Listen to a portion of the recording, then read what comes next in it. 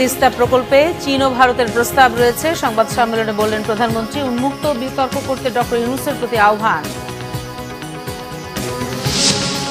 বর্তমান সরকার দেশ বিরোধী সরকার, মির্জা ফখরুলের মন্তব্য। বললেন বিএনপির আন্দোলন ভারতের বিরুদ্ধে নয়, শেখ হাসিনার সরকারের বিরুদ্ধে। দেখছিলেন বিআরবি কেবল সংবাদ শিরোনাম, এবারে বিস্তারিত। প্রধানমন্ত্রী শেখ হাসিনা বলেছেন তিস্তা প্রকল্পে চীন ও ভারতের প্রস্তাব রয়েছে। দুটি প্রস্তাব বিবেচনা করে দেশের মানুষের কল্যাণের কথা চিন্তা করে সিদ্ধান্ত নেবে বাংলাদেশ। ভারত সফর নিয়ে সংবাদ সম্মেলনে ডক্টর ইউনূসের কর ফাঁকি, বিদেশি বিনিয়োগ নিয়ে প্রশ্ন তোলেন শেখ হাসিনা। রকনুজ্জামানের রিপোর্ট। মঙ্গলবার গণভবনে প্রধানমন্ত্রী শেখ হাসিনার সাম্প্রতিক ভারত সফর নিয়ে সংবাদ সম্মেলনের আয়োজন করা হয়।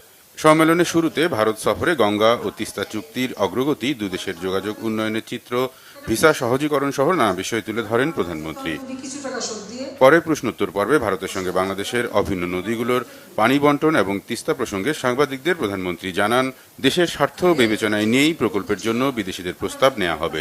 ভারত যখন বলেছে তারা করতে চাইব, তার টেকনিক্যাল গ্রুপ পাঠাবে, অবশ্যই তারা আসবে, আমরা যৌথভাবে সেটা দেখব।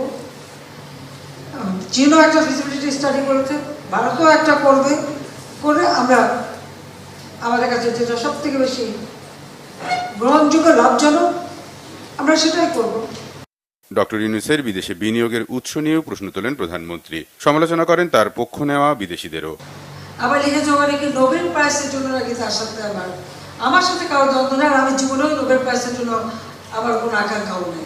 আর এই পুরস্কার আমি দেখেছি এটা আন্তর্জাতিকভাবে যারা পায়, এখানে কোনো তাদের কতটুকু অবদান সেটা নয়, এখানে আলাদা একটা রাজনৈতিক একটা উদ্দেশ্য থাকে, কাজে ওর মধ্যে আমার কোনো আকাঙ্ক্ষা নেই। আরেকটা প্রশ্ন আমি কখনো কিছু বলিনি পর্যন্ত, এই যে বিদেশে বিদেশে এত বিনিয়োগ করে বেরিয়েছে, টাকাটা কোথেকে আসছে, কার টাকা, কিভাবে কামাই করেছে এই টাকাটা, এটা বিনিয়োগ কিভাবে হলো, সে প্রশ্নটা কি কেউ করেছে কখনো? ওরা আমার জেলাসি করার কি আছে? সে আসুক না, মাঠে আসুক, চলুক আমার সাথে, আমেরিকা গেলে চায় না, চলুক না, আসুক, কথা বলবো। সব থেকে বেশি আজকে আর্থিক সুবিধা দিয়ে সবকিছু পেয়েছে তো আমার হাত থেকে। দেশ বিক্রি যে অভিযোগ করছে বিরোধী নেতারা, তার জবাবও দেন সরকার প্রধান। যারা কথা বলে যে বিক্রি হয়ে যাবে, এরপর বিক্রিটা হয় কিভাবে, সেটাই তো আমার প্রশ্ন। আসলে যারা এটা বলে তারা নিজেই ভারতের কাছে বিক্রি করা। কারণ আমরা তো দেখেছি যখন মিলিটারি ডিক্টেটর এসেছে, জিয়া, এরশাদ, খালেদা জিয়া উপর দিয়ে ভারত বিরোধী কথা বলেছে, আর ভারতের যে তাদের পা ধরে বসে থেকেছে। এগুলো আমার নিজের দেখা জানা। কাজে এই ধরনের কথা বলার কোনো অর্থ হয় না। আমাদের স্বাধীন সার্বভৌম দেশ, যত ছোট হোক, এটা আমাদের সার্বভৌম দেশ, আর সেই সার্বভৌমত্ব রক্ষা এবং সক্রিয়তা বজায় রেখেই আমরা বন্ধুত্বপূর্ণ সম্পর্ক রেখেই কাজ করছি। আজকে এই যে আমরা সমস্ত যোগাযোগ ব্যবস্থা খুলে দিলাম, তাহলে সবথেকে বেশি লাভবান আমাদের দেশের মানুষ। ব্যাংকিং সেক্টরের অস্থিরতা প্রসঙ্গে শেখ হাসিনা বলেন, যারা টাকার নেশায় পড়ে অবশেষে তাদেরকে দেশ ছেড়ে পালাতে হয়। ব্যাংকিং সেক্টরে কেউ ভালো চালাচ্ছে, কেউ খারাপ চালাচ্ছে, কোনো সময় অনেকে ঠিকমতো চালাতে পারে না। এটা ব্যাংক একটা চালাচ্ছে, চিরাচরিত নিয়মই আছে। যদি কোনো ব্যাংক দুর্বল হয়ে যায় তাকে সহযোগিতা করা, বা একটা ব্যাংকের সাথে আরেকটাকে মানে মার্জ করে দেওয়া, বা সেটাকে যাতে চালু হয় ভালোভাবে। অর্থাৎ যারা সেখানে আমানত রাখে, এই আমানতকারীদের সংরক্ষণের ব্যবস্থা করা, এটা কিন্তু দায়িত্ব, রাষ্ট্রের দায়িত্ব, সেটাই পালন করার চেষ্টা করা হচ্ছে। তারপরেও কিছু মানুষ তো লোভী হয়ে যায়, টাকা পয়সার লোভ এত বেড়ে যায় যে দেশ থেকে বিদেশে রাখতে যেয়ে তারপরে শেষে দেশেরই ভাগতে হয়। তবুও আমি বলবো যে যেখানে যেটুকু সমস্যা আছে সেগুলো সমাধানের জন্য আমরা ব্যবস্থা করছি। বাংলাদেশ ভারতের যোগাযোগ ব্যবস্থা উন্নয়নের ফলে ব্যবসা, বাণিজ্য, চিকিৎসা সহ বিভিন্ন খাতে মানুষের কল্যাণ হবে বলেই মনে করেন প্রধানমন্ত্রী। রকনুজ্জামান, বাংলা ভিশন, ঢাকা। বিএনপি মহাসচিব মির্জা ফখরুল ইসলাম আলমগীর বলেছেন, দেশের স্বার্থ রক্ষা করেই ভারতের সাথে কানেক্টিভিটি করতে হবে। ভারতের সাথে রেল চুক্তিতে দেশের স্বার্থ কোথায়, প্রশ্ন তার। মির্জা ফখরুল বলেন, এই সরকার বাংলাদেশ বিরোধী সরকার। আহমেদ সরোয়ারের রিপোর্ট। চিকেন নেক থেকে বাদ দিয়ে এই বাংলাদেশের ভেতর দিয়ে আপনার করিডোর তৈরি করা, এটা বাংলাদেশের লাভ কি, কোথায়? সম্পূর্ণ লাভ তার না, দরজা খোলা থাকবে, কানেক্টিভিটি হবে, কিন্তু আমার স্বার্থ নিয়ে হবে, আমার স্বার্থকে বিসর্জন দিয়ে হবে না। আমার পানিকে বাদ দিয়ে কোনো চুক্তি হবে না।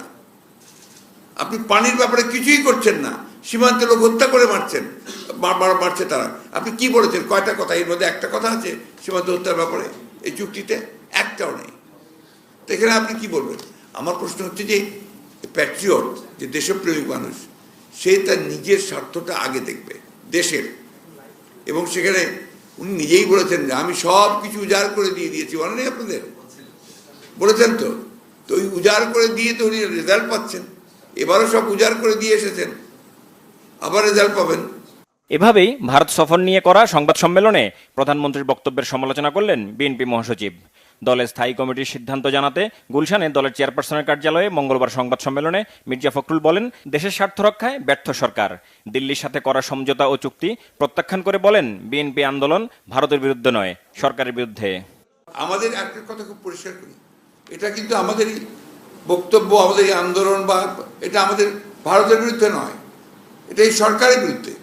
সরকার সম্পূর্ণভাবে ব্যর্থ হচ্ছে ভারতকে কনভিন্স করতে বা তার কাছ থেকে দাবিগুলো আদায় করে নিয়ে আসতে। আমার পানির হিস্সা না করেই সে আপনার চুক্তি সই করতে যাচ্ছে। পরিষ্কার করে আজকে তো মমতা বলে দিয়েছে যে আমাকে বাদ দিয়ে, পশ্চিমবাংলাকে বাদ দিয়ে এটা করা যাবে না, তারা দেবে না। তো আপনাকে তো অবশ্যই এটার জন্য যে প্রেশার ক্রিয়েট করা দরকার জাতীয়ভাবে, এটা একটা বোঝাই যায় যে সরকার আসলে কোনো দেশপ্রেমিক সরকার নয়, বাংলাদেশ বিরোধী একটা সরকার। বেগম খালেদা জিয়ার শারীরিক অবস্থার গুরুতর অবনতি হয়েছে জানিয়ে তার রোগ মুক্তির জন্য দোয়া কামনা করে বিএনপি মহাসচিব বলেন, ক্ষমতা দীর্ঘস্থায়ী করতে হত্যার উদ্দেশ্যেই বেগম খালেদা জিয়াকে বিদেশে চিকিৎসার সুযোগ দিচ্ছে না অবৈধ সরকার। তাকে বাইরে পাঠানোর জন্য সব ব্যবস্থা হয়ে গিয়েছিল, প্রায় তার পরিবারের আপনার আবেদনক্রমে। ফাইনালি যখন এটা প্রধানমন্ত্রীর কাছে গেছে, প্রধানমন্ত্রী এটাকে রিজেক্ট করেছেন। শুধু এটা নয়, আমরা বিভিন্ন মিশনগুলোকেও কাছে আমরা চিঠি দিয়েছিলাম, তারা চেষ্টা করেছে, তারা বারবার চেষ্টা করে ফেরত এসছে। তারা বলেছে you are sorry, we are undone. উনি শুনবেন না, হি ইজ ভেরি ভিন্ডিকটিভ, একদম এই উচ্চারণটা করেছে। সকাল পর্যন্ত যতটুকু জানি আমি, তিনি ক্যাবিনেট শিফট করা হয়েছে কালকে তাকে, এবং তাও করার কথা না, কিন্তু তিনি আপনার সেই সিসিইউতে ব্যক্তিগতভাবে তিনি কিছুতে অ্যাডজাস্ট করতে পারেন না, যে কারণে সিসিইউ ফেসিলিটিসগুলো ক্যাবিনেট শিফট করা হয়েছে এবং সেখানে সেইভাবে তিনি স্টেবল আছেন এখন পর্যন্ত। গত এক মাসে হঠাৎ বেড়ে যাওয়া ওষুধ সহ নিত্যপণ্যের দাম কমানোর দাবি জানান মির্জা ফখরুল। আহমেদ সরওয়ার, বাংলা ভিশন, ঢাকা। মারধর হত্যার হুমকির অভিযোগে ব্যবসায়ী নাসিরউদ্দিন মাহমুদের করা মামলায় জামিন পেয়েছেন চিত্রনায়িকা পরীমণি। মঙ্গলবার সকাল 10টার দিকে পরীমণি ঢাকার চিফ জুডিশিয়াল ম্যাজিস্ট্রেট আদালতে আত্মসমর্পণ করে জামিন আবেদন করেন। শুনানি শেষে এম সাইফুল ইসলামের আদালত 1000 টাকা বন্ডে জামিন মঞ্জুর করেন। একই সঙ্গে আগামী 1 অক্টোবর মামলার পরবর্তী শুনানির দিন ধার্য করে আদালত। এর আগে গত 18 এপ্রিল পিবিআইয়ের দেয়া তদন্ত প্রতিবেদন গ্রহণ করে আদালত। একই সঙ্গে পরীমণি ও তার কস্টিউম ডিজাইনার জোনায়েদ বগদাদি জিমিকে সশরীরে আদালতে হাজির হতে সমন জারি করা হয়। 2021 সালের 6 জুলাই উত্তরা বোট ক্লাবে তৎকালীন সভাপতি ও ব্যবসায়ী নাসিরউদ্দিন মাহমুদ মারধর ও ভয়ভীতি দেখানোর অভিযোগে আদালতে পরীমণি সহ 3 জনের বিরুদ্ধে মামলা করেছিলেন। এদিকে পরীমণি কাণ্ডে চাকরি হারাচ্ছেন গোয়েন্দা বিভাগের সাবেক এডিসি গোলাম সাকলায়েন। পশ্চিমবঙ্গের মুখ্যমন্ত্রী মমতা বন্দ্যোপাধ্যায়ের বাধায় আবারও হুমকিতে তিস্তার পানি বন্টন চুক্তি। আপত্তি তুলেছেন ফারাক্কা গঙ্গা পানি বন্টন চুক্তি নবায়নের প্রক্রিয়া নিয়েও। প্রধানমন্ত্রী নরেন্দ্র মোদীকে লেখা চিঠিতে বলেছেন, রাজ্যকে পাশ কাটিয়ে বাংলাদেশের সাথে কোনো আপোষ হবে না। সোমবার শেষ বেলায় নবান্নে অনুষ্ঠিত সংবাদ সম্মেলনে এই প্রসঙ্গ ছাড়াও বাংলাদেশে চীনের সহায়তায় বাঁধ নির্মাণের সমালোচনা করেন পশ্চিমবঙ্গের মুখ্যমন্ত্রী তৃণমূল নেত্রী মমতা।